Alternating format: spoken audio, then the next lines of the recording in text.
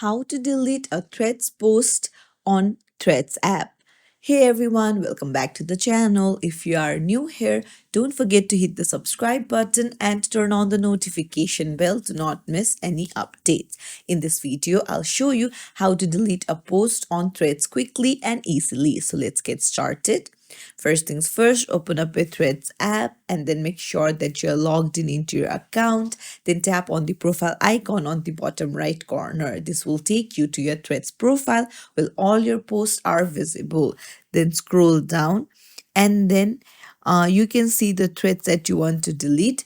Just tap on the three dots on the right hand side beside it and then tap on delete at the bottom and then tap on delete. So there you go. That's how you delete threads on your Threads app. It's as simple as that. If you found this tutorial helpful, don't forget to hit the thumbs up and subscribe for more tips and tricks. Thank you for watching.